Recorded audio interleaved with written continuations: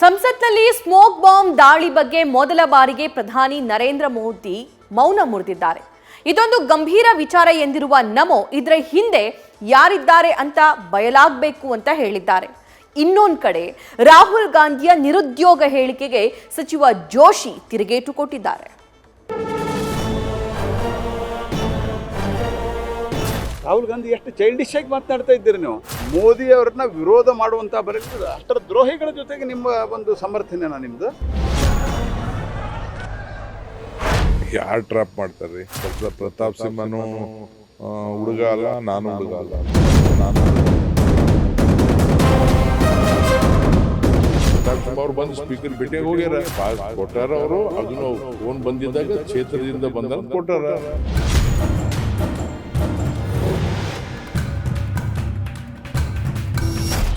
ಅತಿದೊಡ್ಡ ಪ್ರಜಾಪ್ರಭುತ್ವ ದೇಶದ ಮಟ್ಟಿಗೆ ಅದು ಕರಾಳ ದಿನ. ನೂತನ ಸಂಸತ್ ಭವನದಲ್ಲಿ ನಡೆದಂತಹ ಘಟನೆಗೆ ಇಡೀ ದೇಶ ದಿಗ್ಭ್ರಾಂತಿಗೆ ಒಳಗಾಗಿತ್ತು. ಸಂಸತ್ ಕಲಾಪ ನಡೀತಾ ಇದ್ದಾಗಲೇ ಪ್ರೇಕ್ಷಕರ ಗ್ಯಾಲರಿಯಿಂದ ಜಿಗಿದಿದ್ದ ಇಬ್ಬರು ಸಂಸದರನ್ನೇ ಬೆಚ್ಚಿ ಬೀಳಿಸಿದ್ರು. ಆ ಬಳಿಕ ಸಿಡಿಸಿದ ಕಲರ್ ಬಾಂಬ್ ಮಾತ್ರ ಇಡೀ ಸಂಸತ್ತನ್ನೇ ಅಲ್ಲೂಲ ಕಲ್ಲೂಲ ಮಾಡಿಬಿಟ್ಟಿತ್ತು. ಈಗ ಇದೇ ವಿಚಾರವಾಗಿ ಮೊದಲ ಬಾರಿಗೆ ಪ್ರಧಾನಿ ಮೋದಿ ಮೌನ ಮುರಿದಿದ್ದಾರೆ.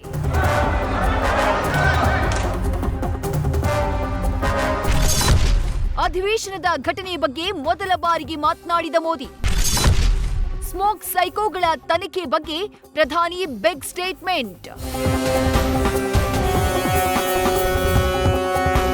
ಭಾರತದ ಸಂಸತ್ತು ಅದು 7 ಸುತ್ತಿನ ಬಲಿಷ್ಠ ಭದ್ರತಾ ಕೋಟೆ.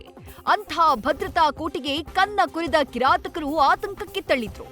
ಈಗ ಸಂಸತ್ ಭದ್ರತಾ ವೈಫಲ್ಯದ ಕುರಿತಾಗಿ ಮೊಟ್ಟ ಮೊದಲ ಬಾರಿಗೆ ಪ್ರಧಾನಿ ಪ್ರತಿಕ್ರಿಯಿಸಿದ್ದಾರೆ. ಇದು ಅತ್ಯಂತ ಗಂಭೀರ ವಿಚಾರ ಅಂತ ಹಿಂದಿ ಪತ್ರಿಕೆಗೆ ಸಂದರ್ಶನದಲ್ಲಿ ಹೇಳಿದ್ದಾರೆ. ಈ ಬಗ್ಗೆ ಚರ್ಚೆ ನಡೆಸ್ತಾ ಕೂರುವ ಅಗತ್ಯ ಇಲ್ಲ, ಬದಲಾಗಿ ಈ ಪ್ರಕರಣದ ಕುರಿತಾಗಿ ಸಮಗ್ರ ತನಿಖೆ ನಡೆಯಬೇಕು ಅಂತ ಹೇಳಿದ್ದಾರೆ. ಈ ಘಟನೆಯ ಗಂಭೀರತೆಯ ತೀವ್ರತೆಯನ್ನ ನಾವು ಕಡಿಮೆ ಎಂದು ಭಾವಿಸಬಾರದು. ಈ ಸಂಬಂಧ ಲೋಕಸಭಾ ಅಧ್ಯಕ್ಷರು ಸರ್ವ ಕ್ರಮಗಳನ್ನು ಕೈಗೊಳ್ಳಲಿದ್ದಾರೆ. ಈಗಾಗಲೇ ತನಿಖಾ ಸಂಸ್ಥೆಗಳು ಪ್ರಕರಣದ ಸಮಗ್ರ ತನಿಖೆ ನಡೆಸುತ್ತಿವೆ. ಈ ಕೃತ್ಯದ ಹಿಂದೆ ಯಾರೆಲ್ಲ ಭಾಗಿಯಾಗಿದ್ದಾರೆ ಅನ್ನೋದು ಅರಿಯುವುದು ಅತಿ ಮುಖ್ಯವಾಗಿದೆ. ಆದರೆ ಈ ವಿಚಾರದಲ್ಲಿ ಚರ್ಚೆ ಮಾಡುತ್ತಾ ಕೂರುವ ಅಗತ್ಯವಿಲ್ಲ. ಸಮಗ್ರ ತನಿಖೆಯಿಂದ ಸತ್ಯಾಂಶ ಬಯಲಾಗಬೇಕು.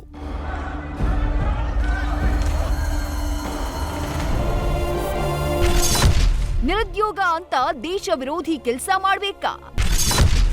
ರಾಹುಲ್ ಗಾಂಧಿ ಚೈಲ್ಡಿಶ್ ಹೇಳಿಕೆ ಅಂತ ಜೋಶಿ ಕಿಡಿ. ಇನ್ನು ಸಂಸತ್ ಮೇಲಿನ ದಾಳಿಗೆ ನಿರುದ್ಯೋಗ ಕಾರಣ ಅಂತ ಲೇಬಲ್ ಅಂಟಿಸಿದ ರಾಹುಲ್ ಗಾಂಧಿ ಹೇಳಿಕೆಗೆ ಕೇಂದ್ರ ಸಚಿವ ಪ್ರಹ್ಲಾದ್ ಜೋಶಿ ಕಿಡಿಕಾರಿದ್ದಾರೆ. ಬೆಂಗಳೂರಿನಲ್ಲಿ ಮಾತನಾಡಿದ ಜೋಶಿ, ಇದು ಚೈಲ್ಡಿಶ್ ಹೇಳಿಕೆ, ನಿರುದ್ಯೋಗ ಅಂತ ದೇಶ ವಿರೋಧಿ ಕೆಲಸ ಮಾಡಬೇಕಾ ಅಂತ ಪ್ರಶ್ನೆ ಮಾಡಿದ್ದಾರೆ. ಈ ಬಗ್ಗೆ ಖರ್ಗೆ ಸಹ ಸ್ಪಷ್ಟನೆ ನೀಡಲಿ ಅಂತ ಆಗ್ರಹಿಸಿದ್ದಾರೆ. ಅಂದರೆ ಎಲ್ಲಿ ನಿರುದ್ಯೋಗ ಇದೆ ಅಲ್ಲಿ ದೇಶದ ವಿರೋಧಿ ಆದಂತಹ ದೇಶದ್ರೋಹಿ ಟೆರರಿಸ್ಟ್ಗಳ ಜೊತೆ ಲಿಂಕ್ ಇಟ್ಕೊಳ್ಳುವಂತಹ ಸಂಘಟನೆ ಇದನ್ನು ಮಾಡೋದಕ್ಕೆ ರಾಹುಲ್ ಗಾಂಧಿ ನಿಮ್ಮ ಬೆಂಬಲ ಇದೆಯಾ? ಯಾವ ಕಾರಣಕ್ಕೂ ಸಹಿತ ಮರ್ಡರ್ ಮಾಡಿದವನಿಗೂ ಸಹಿತ ಅವನಿಗೆ ಅವನದೇ ಆದಂಥ ಒಂದು ಲಾಜಿಕ್ ಇರುತ್ತೆ. ರಾಹುಲ್ ಗಾಂಧಿ ಎಷ್ಟು ಚೈಲ್ಡಿಶ್ ಆಗಿ ಮಾತನಾಡ್ತಾ ಇದ್ದೀರಿ ನೀವು. ಅಥವಾ ನೀವು ಮೋದಿ ಅವರನ್ನ ವಿರೋಧ ಮಾಡುವಂಥ ಬರೀ ಅಷ್ಟರ ದ್ರೋಹಿಗಳ ಜೊತೆಗೆ ನಿಮ್ಮ ಒಂದು ಸಮರ್ಥನೆನಾ ನಿಮ್ದು? ಕಾಂಗ್ರೆಸ್ ಪಾರ್ಟಿ ಅಧ್ಯಕ್ಷರು ಇದರ ಬಗ್ಗೆ ಸ್ಪಷ್ಟನೆಯನ್ನು ಕೊಡಬೇಕು. ಸೋನಿಯಾ ಗಾಂಧಿ ಸ್ಪಷ್ಟನೆಯನ್ನು ಕೊಡಬೇಕು. ಹಂಗೆ ರಾಹುಲ್ ಗಾಂಧಿಯನ್ನು ಕೇಳುವಂಥ ಪ್ರಶ್ನೆ ಅಂತೂ ಇಲ್ಲವೇ ಇಲ್ಲ. ಈ ಮಧ್ಯೆ ಯುವಕರಿಗೆ ಪಾಸ್ ಕೊಟ್ಟ ಸಂಸದ ಪ್ರತಾಪ್ ಸಿಂಹ ವಿಚಾರವಾಗಿ ಪರ ವಿರೋಧದ ಚರ್ಚೆ ನಿಲ್ತಾನೇ ಇಲ್ಲ. ಪ್ರತಾಪ್ ಸಿಂಹ ಟ್ರ್ಯಾಪ್ ಮಾಡಲಾಗಿದೆ ಎಂಬ ಆರೋಪವನ್ನ ಡಿಸಿಎಂ ಡಿಕೆಶಿ ತಳ್ಳಿ ಹಾಕಿದ್ದಾರೆ. ಪ್ರತಾಪ್ ಸಿಂಹ ಹುಡುಗರಲ್ಲ, ನಾವು ಹುಡುಗರಲ್ಲ, ನಮಗೊಂದು ಜವಾಬ್ದಾರಿ ಇದೆ ಅಂತ ಟಾಂಗ್ ಕೊಟ್ಟಿದ್ದಾರೆ. ಇನ್ನು ಸಂಸದ ಉಮೇಶ್ ಜಾಧವ್ ಮಾತ್ರ ಪ್ರತಾಪ್ ಸಿಂಹ ಪರ ಬ್ಯಾಟ್ ಬೀಸಿದ್ದಾರೆ. ಪ್ರತಾಪ್ರನ್ನ ವಿಚಾರಣೆ ಮಾಡುವ ಅವಶ್ಯಕತೆ ಇಲ್ಲ ಅಂತ ಕ್ಲೀನ್ ಚಿಟ್ ಕೊಟ್ಟಿದ್ದಾರೆ. ಯಾರು ಟ್ರಾಪ್ ಮಾಡ್ತಾರ್ರಿ? ಯಾರೇನು? ಪ್ರತಾಪ್ ಸಿಂಹನು ಹುಡುಗ ಅಲ್ಲ, ನಾನು ಹುಡುಗ ಅಲ್ಲ. ನಮ್ಮ ಜವಾಬ್ದಾರಿ ಅಷ್ಟೇ. ಈಗಾಗಲೇ ಪ್ರತಾಪ್ ಸಿಂಹ ಅವ್ರು ಬಂದು ಸ್ಪೀಕರ್ ಭೇಟಿಯಾಗಿ ಹೋಗ್ಯಾರ. ಅದು ಯಾವುದೋ ಒಂದು ಮನಸ್ಸಿನಾಗ ಇಟ್ಕೊಂಡು ಇದೊಂದು ಕಾರಣದಿಂದ ಅವರಿಗೆ ಅಟ್ಯಾಕ್ ಮಾಡೋದು ಸರಿಯಲ್ಲ. ಪ್ರತಾಪ್ ಸಿಂಹಂದು ಪಾಸ್ ಕೊಟ್ಟಾರ. ಅವರು ಅದನ್ನು ಫೋನ್ ಬಂದಿದ್ದಾಗ ಕ್ಷೇತ್ರದಿಂದ ಬಂದಂತ ಕೊಟ್ಟಾರ. ಇನ್ನು ಘಟನೆ ನಡೆದು 5 ದಿನಗಳೇ ಕಳೆದರೂ ಸಂಸದ ಪ್ರತಾಪ್ ಸಿಂಹ ಗಾಯಬಾಗಿದ್ದಾರೆ.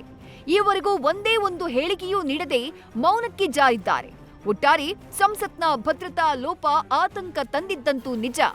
ಸದ್ಯ ಬಂಧಿತರ ವಿಚಾರಣೆ ನಡೀತಾ ಇದೆ. ತನಿಖೆಯ ಬಳಿಕವೇ ನಿಜ ಸಂಗತಿ ಏನು ಅನ್ನೋದು ಬಯಲಾಗಲಿದೆ. News First bureau. News First ನಿರ್ಭೀತಿಯಿಂದ ನಿಮ್ಮ ಪರವಾಗಿ.